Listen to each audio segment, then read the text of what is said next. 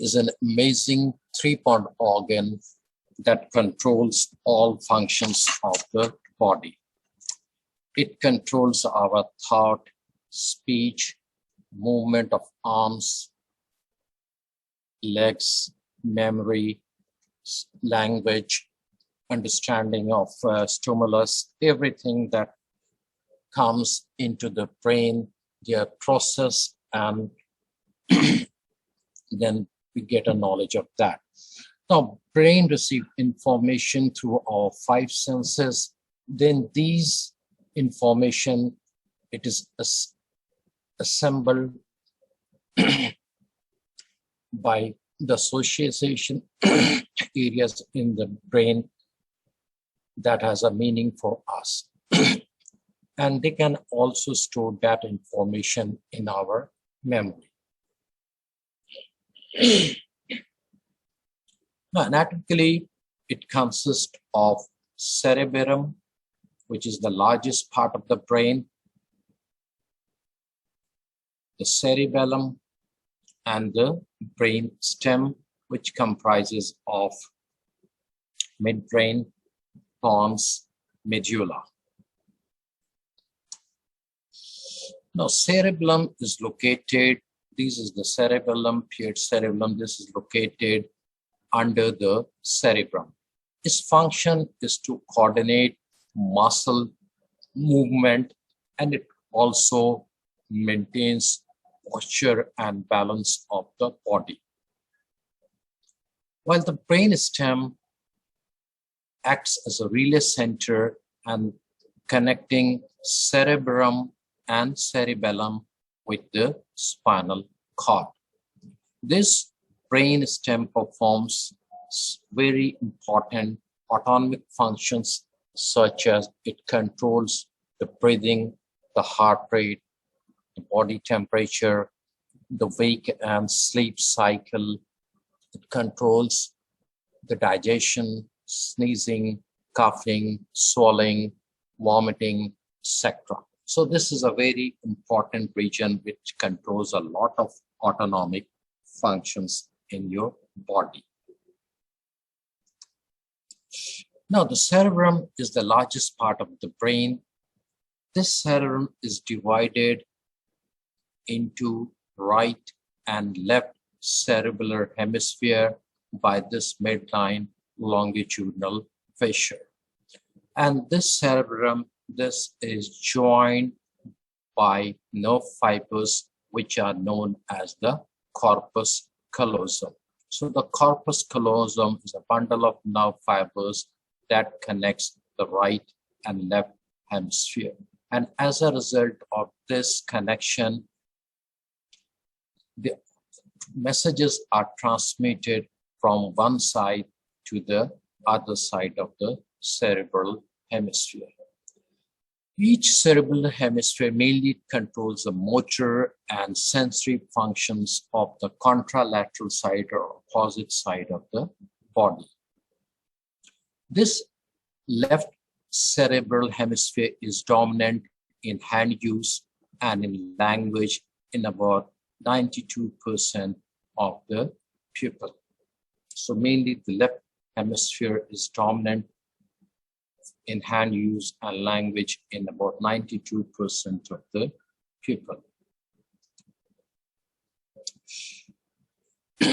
Now, the surface of the cerebrum is called the cortex. Now, this whole area, this is the cortex, and this cortex is not smooth area. It has got a folded appearance due to the presence of elevated portions which are known as the gyri, and surrounding the gyri, there are depressions which are known as the sulci. So these sulci and gyri, they divide this cerebral hemisphere into different lobes. The folded appearance increases the surface area of this cerebral hemisphere. The outermost layer is the cortex, and it contains around 16 billion neurons. And these neurons, they are arranged in 6 layers in the cerebral cortex. Now, the cerebrum or cerebral cortex consists of two types of tissue. One is the gray matter and another is the white matter. The outer covering is made up of gray matter and it contains the nerve cell bodies, which gives the cortex a grayish appearance, and that's why it's known as the gray matter. While deep to the gray matter are long nerve fibers or axons, and that connects, which are known as the white matter. And through these nerve fibers, the brain areas are connected with each other. And this is the white matter. So the cortex contains nerves and cell bodies, while the white matter consists of the nerve fibers. Now, this whole cerebral cortex, this is one hemisphere of the cerebral cortex. Each cerebral hemisphere is divided into lobes by means of sulcus or fissures. This is the central sulcus. This central sulcus this is the superior lateral or the lateral portion of the cerebral hemisphere. So this central sulcus starts from the superior medial surface, then it passes on to the superior lateral surface, goes downward and terminates just above this lateral sulcus or lateral fissure or the Sylvian fissure. This central sulcus divides the cerebral hemisphere into a frontal lobe and the parietal lobe. Then we have got this lateral fissure, and this lateral fissure or lateral sulcus, this divides the frontal lobe and part of the parietal lobe from the temporal lobe. There is another important sulcus which is known as the parieto-occipital sulcus, which runs between the parietal bone and the occipital bone, and this separates this parietal lobe from the occipital lobe. This is the parieto-occipital. So these are three main important sulcus which divides this whole cerebral hemisphere mainly into four lobes. Some lobes point another lobe, that is the limbic lobe, but mainly these four lobes. This is the frontal lobe, which faces anteriorly. This is the parietal lobe. This is the occipital lobe, which faces posteriorly, and the temporal lobe, that is the lateral. Each lobe has its own function. Like the frontal lobe, this is the central sulcus, the area in front of the central sulcus, the whole constitutes the frontal lobe. Mainly it contains these motor cortex and the sensory cortex. And these functions of the frontal lobe, they have got executive functions like thinking, planning, organizing, problem solving, control of emotions, behavior control, and the personality, making or breaking of the personality. So these are the main functions of the frontal lobe. Then we have got a temporal lobe, which is mainly concerned with the memory and understanding languages. Then we have got this occipital lobe, which is mainly concerned with the vision. Then this area, which is known as the parietal lobe, which is concerned with perception, making sense of the word, arithmetic, spelling. It's not word, it's word. Making sense of the word, that is what we speak, the understanding of the words, arithmetic, calculation, and spelling. So these are the different important functions of the different type of lobes. The functional areas of the cerebral cortex. This is controlled by three types of functions. Functionally, the cerebral cortex has three types of function. It consists of motor fibers, which controls voluntary motor function of the opposite side of the body, Then it has got sensory function,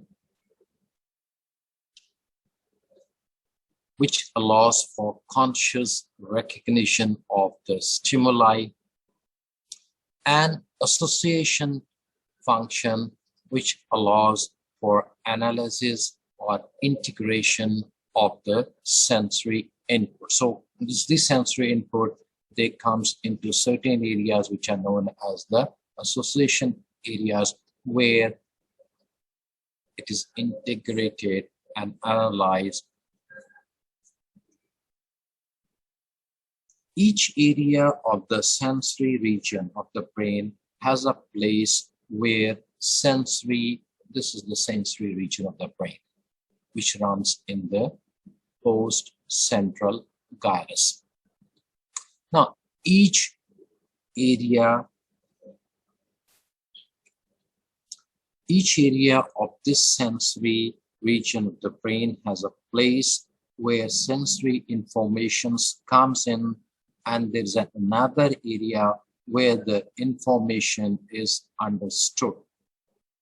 The area where the information comes in is the cortex, that is the primary sensory cortex. And the area where it is understood is the association area.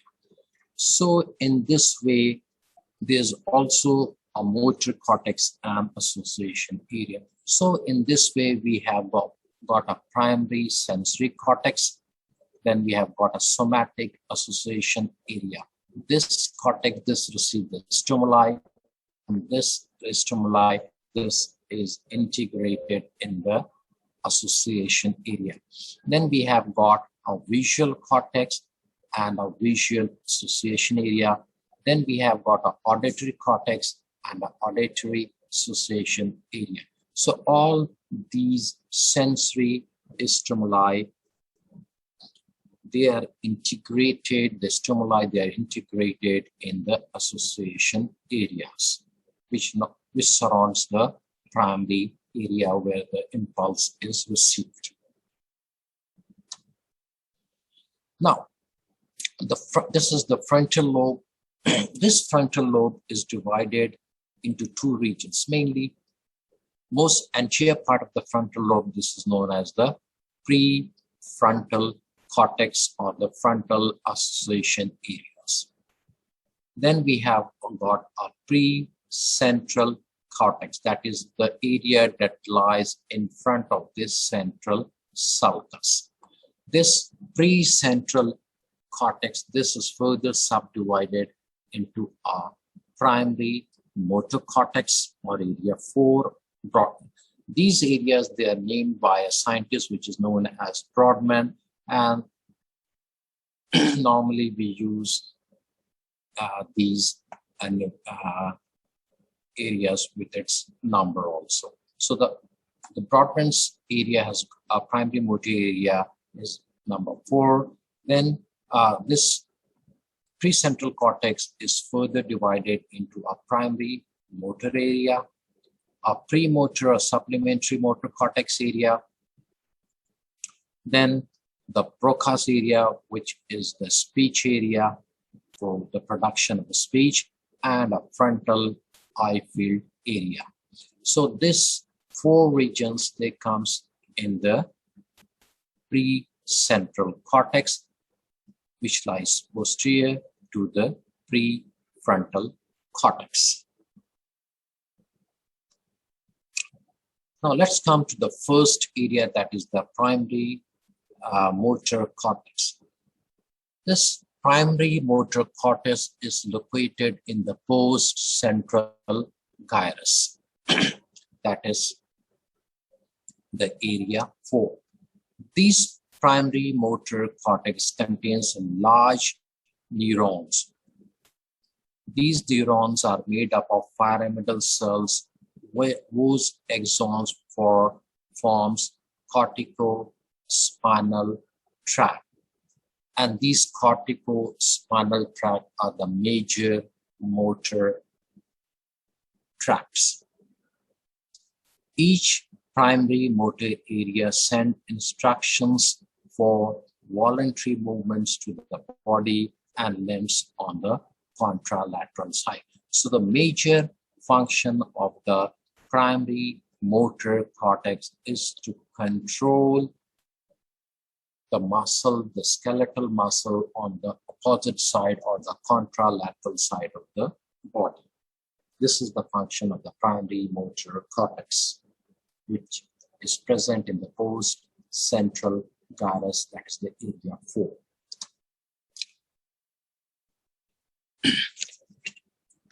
Now, one of the functions of the primary motor cortex is the somatotropy. In this, the entire body is represented, especially in the primary motor cortex. So this is basically the primary motor area or primary motor cortex, in which the entire body is represented. In other words, in one region, we have neurons controlling the movements of the hand, and in other region, we have the neurons which controls the movement of the leg, and the neurons which controls movement of the face and the lips and the associated muscles. So in this way, the neurons controls movement of different regions of the body, and these regions, they are located in the motor area of the cerebral cortex. Now, amount of neuronal tissue devoted to each area is according to their function. It's not according to their size, but according to their functions. Face area is large as compared to this area, because this area represents many neurons, because this area have functions, many functions like facial expressions. So they have to move a number of muscles to execute the facial expressions. Hands and tongue, they are large because indicating fine motor skills associated in this area. So the distribution of neuronal tissue is according to the type of function, and it's not according to the size of the organ. Then the area located anterior to the primary motor cortex is the premotor area, or the area 6. This premotor area and supplementary motor area, they receive input from thalamus, sensory cortex, and assist in planning and facilitation of fine movements on the opposite side of the body. So this is the area which assists and facilitates in fine movements, such as you are sewing or writing, or any fine work that is related to fine movement. While the primary motor area just controls the skeletal muscle as a whole. This area is used in skillful acts like programming of movements. Upper part of area 6 is mainly the writing center, which is stimulated when we write something. Now, anterior to the premotor area is area 6, 8, 9, or the frontal eye field.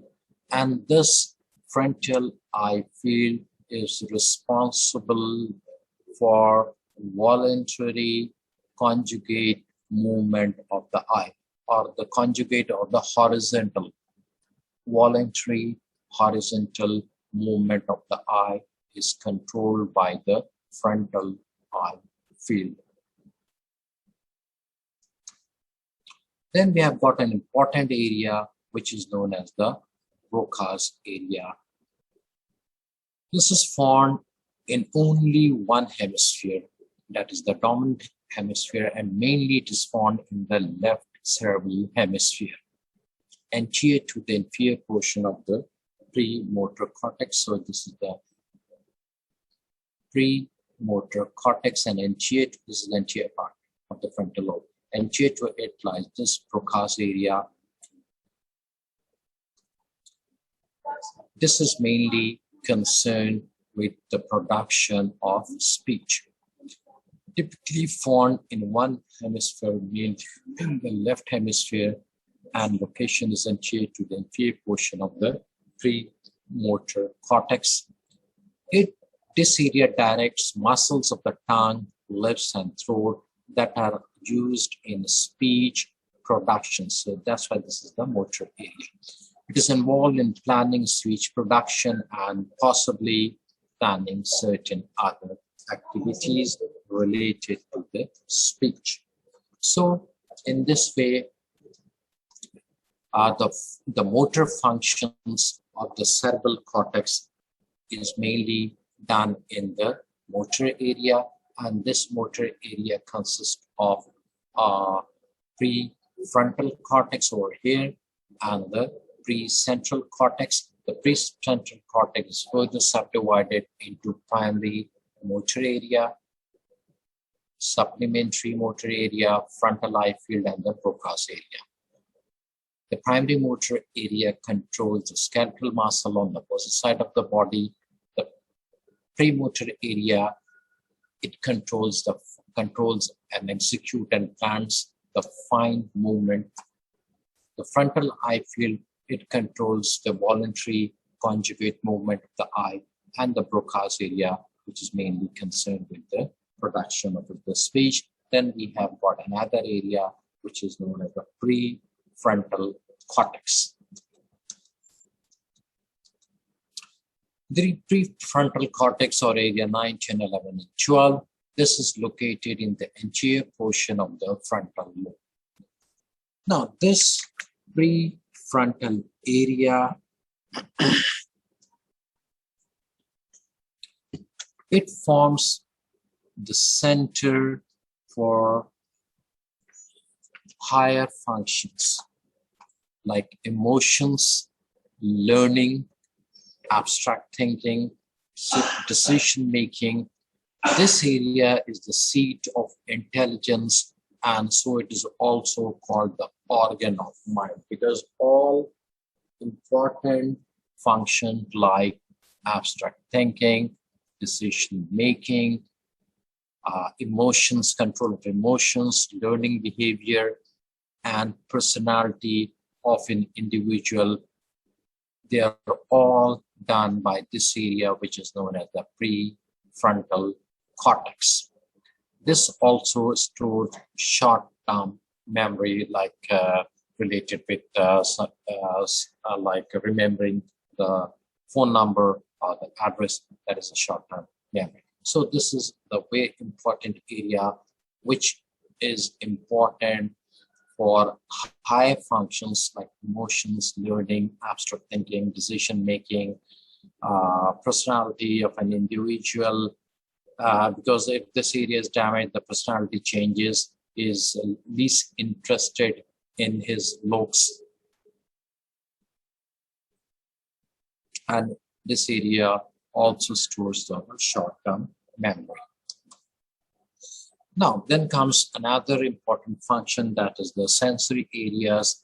These sensory areas, they are found in the parietal lobe, occipital, and the temporal lobes. We have got a primary somatosensory cortex or primary sensory cortex. Then we have got an association cortex. Then we have got a visual area and association area, auditory cortex and auditory association area, olfactory cortex and the olfactory association area. So all these primary stimulus, they have got association areas where the stimuli that is received by the primary area, they are analyzed. The primary somatosensory cortex, it is found in the central gyrus, while the motor cortex, this lies in the precentral gyrus. Neurons in this cortical area receive signal for temperature, touch, and pressure.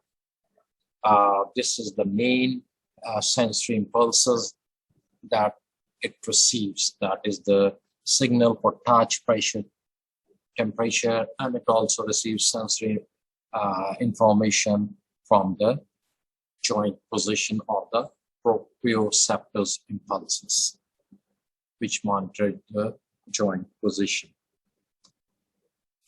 Now, then we have got another area, which is the somatosensory association area. This area, basically, it integrates the sensation received by this primary area. For example, when I put my hand in my pocket, I know that is my key I am feeling. So this knowing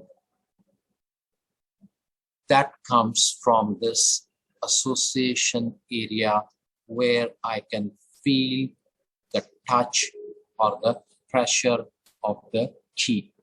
So when I put my hand in my pocket, I know that is my key I am feeling. So this area synthesizes multiple sensory inputs to create a complete comprehension of the object being felt without actually looking at the object. So just by the feeling or by the touch, which receives signals in the primary sensory cortex, and then in the association area, this is integrated, and in this way, we know what type of object is this. Then we have got a visual area. That is the primary visual cortex, and surrounding the primary visual cortex is the visual association area. This is located in the posterior part of the occipital lobe. This somatosensory, this is located in the parietal lobe.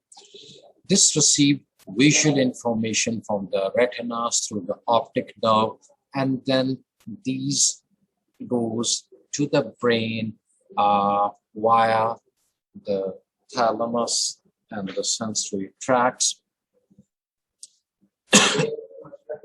Then the stimulus, they are interpreted or analyzed in the visual association area, or the area 18, which actually surrounds this primary visual cortex.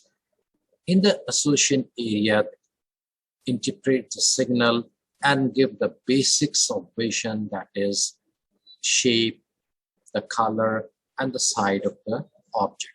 When I look at my keys, I can identify as key because I've seen it earlier and it is in my memory. So when I receive the stimulus and when it is integrated in the primary, in the visual association cortex, I know that when I look at my keys, I can identify as a key. Then we've got another area which is known as the hearing or the primary auditory cortex, or the area 41 and 42. This is found in the superior margin of the temporal lobe. Surrounding the primary auditory area is the auditory association area. Sound waves excite cochlear receptors in the inner ear, which sends information to the primary auditory cortex. From here, the impulses goes to the auditory association area, which interprets the signals and remembers the sound. When I hear a sound, I can tell you what is that I am hearing. Then we have got olfactory cortex and the olfactory association area, which is found in the frontal lobe just above the orbits. Receptors present in the olfactory epithelium, the nose, extend through the cribriform blade and are excited by the bonding of the arteries. They then send their information to the olfactory cortex, where these are analyzed and we can perceive the feeling of the smell. Then we have gustatory and vestibular cortices. Gustatory cortex is involved in taste and is located in the parietal lobe just deep to the temporal lobe. So this lies actually in the deeper part. Vestibular cortex, this is located in the vestibular cortex is located in the deeper part, and this is involved in balance and equilibrium and lies in the posterior insula, which lies deep to the temporal lobe. Then we have got the language areas. Surrounds the lateral sulcus in the left cerebral hemisphere. So it includes Broca's area, motor area for speech production, and Wernicke's area, which is a sensory area, and that is involved in speech comprehension, that is understanding of the oral or the written words. So we have got two areas associated with the language. One is the Broca's area, which causes production of speech, and the Wernicke's area, which actually is involved in a speech comprehension, that is the meaning, understanding of the oral and the written words. So this area is very much important.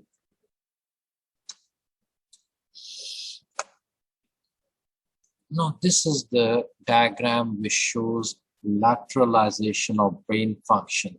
That is, lateralization of the brain function is the tendency for some neural functions to be specialized to one side of the brain or the other side. So this corpus callosum, this is actually uniting, but then we have got this longitudinal fissure which divides this whole cerebral hemisphere into right and left cerebral hemisphere. In lateralization of brain function is that certain functions, they are more dominant in left hemisphere, while other functions are more dominant in the right hemisphere. But majority of the functions, they are involved, and they involve the whole of the cerebral hemisphere.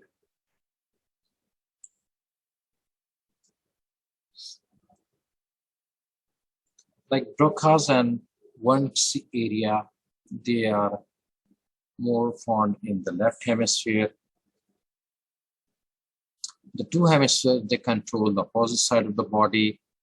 Left hemisphere is more concerned with language, math, and logical skills, while the right side is more involved with visual, spatial skills, emotions, artistic, and musical skills. They're more prominent in the right hemisphere. There are certain disorders which are known as the disorders of the association cortex. That is where the sensory stimuli, they are integrated. Now, within the visual association area, there is a region called Brodmann's area 18 and 19. Damage to this area result in an inability to recognize what he sees, that is the agnosia. While the specific sense is not defective, nor is there any significant memory loss. So there's no problem with the memories. The problem is with the receptors. Damage to this area, that is the area 18 and 19, leads to agnosia, that is loss of ability to recognize any familiar person, any object, etc., or any body parts. The person, like the person can see a chair in their way, move around it, but they cannot identify the object as a chair. Some people with this damage cannot distinguish one person from the another because they cannot recognize their faces, even their sibling, the father, the sister, mother. I don't know who you are. This is the patient who has got agnosia. Then there's a disorder which is known as apraxia of speech. This is a disorder of motor planning. All muscles work, that is the primary motor cortex is working, but the associated areas, they are not working like the premotor area. All muscles work, but the part of the brain that plans and coordinate movement, that is the association area of muscle, is not working. In case of apraxia of speech, the affected person or child finds it difficult or almost impossible to initiate speech as he or she is unable to move the mouth and tongue to speak. There's no defect, there's no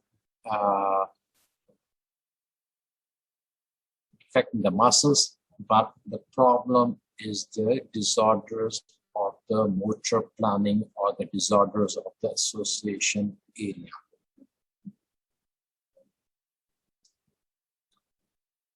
Then we have got another thing, which is the aphasia. Aphasia means loss of speech. Broca's is the is a region of the brain that allows for speech. Damage to the Broca's area in the inferior frontal gyrus of the left hemisphere causes Broca's or motor aphasia. Motor because it involves the movement of the muscles of the tongue and the throat. Injury as a result of severe stroke to this region causes impairment of speaking certain words. They know what they want to say, but they cannot get the words out of their mouth. So basically, they can write, but they cannot say it because their muscles is not working. They struggle with speech production, particularly word repetition and object naming. So this is about the Broca's speech area and damage to the Broca's speech area. That is, they know what they want to say, but they cannot get the words out of their mouth. Then is the Wernicke's area, is the region of brain that allows understanding of the words. So this is a sensory aphasia, also known as sensory aphasia, because that is, this area is the Wernicke's area in the parietal lobe. Also known as the sensory aphasia, is due to damage to the Wernicke's area in the left parietal lobe. Affected person may speak in long, complete sentences that have no meaning, adding unnecessary words, and the speech becomes irrelevant, and the person who is listening cannot understand it. So there's no problem with the speech, but they can say what they want to, but they cannot comprehend it. So affected person may speak in long, complete sentences that have basically no meaning, adding unnecessary words and quite irrelevant. So this is all about the functional areas of the brain, and mainly we have covered the functional areas of the cerebral cortex in the 4 lobes and the type of the functions that a cerebral cortex exerts, that it has got motor function, sensory function, association function, and the different regions in the brain where these functions they are present. Thank you very much.